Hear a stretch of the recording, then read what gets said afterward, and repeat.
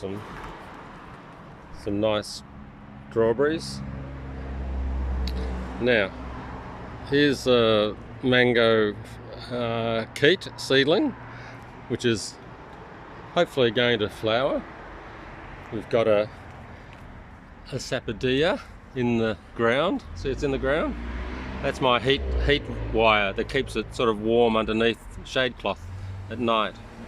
And it's got flowers on it from last summer, which should continue to keep growing and hopefully set fruit. Another Eugenia uniflora from seed, the seedling, which has got some flowers this year. We've got a little native plant that has an interesting berry on it. We've got a dwarf lychee, which has been pretty useless. So never buy the dwarf one, the lychee, absolutely useless. Now I've potted up these mangoes a few days ago. These live outside all winter and they don't get frost damage. So these two are from the Canary Islands, and one's growing true to type, the other one doesn't, but it could end up a rootstock. I've got a little baby Black Beauty, grafted Eugenia uniflora. This is a Sapodilla I grew from seed, so that's getting up to 1 metre tall now. And I've got seedling kiwis that I grew, gold kiwis. I've got 3 in the ground, here, and there. There's a third one here. So these are the gold kiwis which I'm waiting to flower, and I might get gold kiwis. And finally, for the first year, I finally got flowers on my female. This is the standard Hayward kiwi, and I've got another group of flowers to the right. So it's taken like 5 years for flowers to form on the female, but I haven't got a male that will work. This thing here is a kiwi berry. It's the Mount Tomah red. It's got lots of little flowers on it, but I still need a male pollinator. It has lots of flowers. But what everyone should grow is the Esai kiwi berry, because this one has semi-self-fertile fruit. So, and they taste fantastic. And that's the Esai kiwi berry.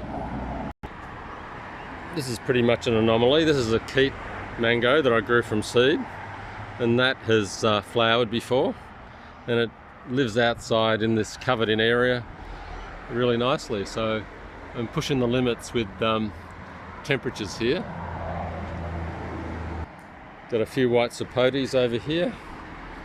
So that's Kampong, and we've got a golden globe, I think it is, up here that hasn't flowered as yet, but the Kampong has.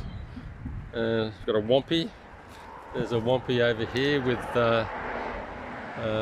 Guy Sam grafted to it. It's a Yimpe with Guy Sam, so it's a double grafted one. But white sapotes do grow big, so I've got a planting of 3 in front, and they're up around the 6 metre bracket. So that's a white sapote that I've let get tall, so it doesn't take up side space. I've got a jujube here that doesn't seem to want to go sideways, and there's a persimmon, the Giro, Icky Giro, and I gave that a big cutback. It was getting just too big for a dwarf. I don't think it's a dwarf. This is the Daly's red Chatoot Mulberry. It's just in a pot, but it has an interesting skinny graft at the bottom, rootstock, which I've cut to make it wider. But that's got a few fruit on it. They're still coming along. It's not a huge vigorous tree, unfortunately. I also grow apples. This is a Golden Delicious dwarf, and it's got about 6 different grafts on it. So that's just coming along now. Along the fence there's an espalier pear,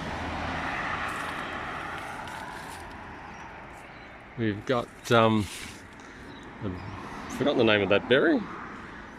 I use it on cereals.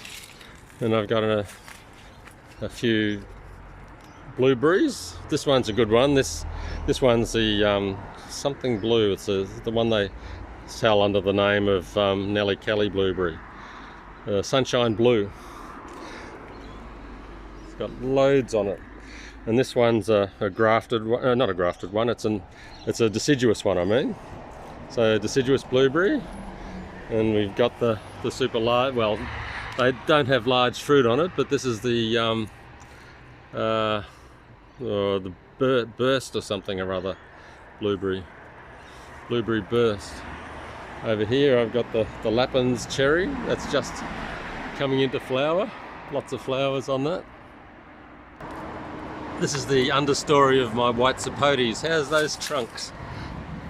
They're getting really big.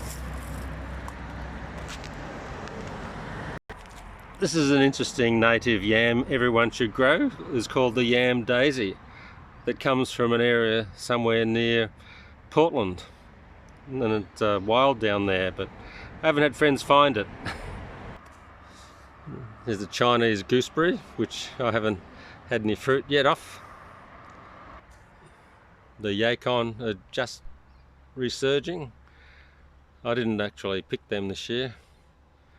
And here is the pine nut pine tree, which can grow to over 100 metres tall, which is the Pinus pinea, where they get pine nuts from, and it's about to have pollen, but I haven't had any female cones yet, unfortunately. So that's it for today. See you later.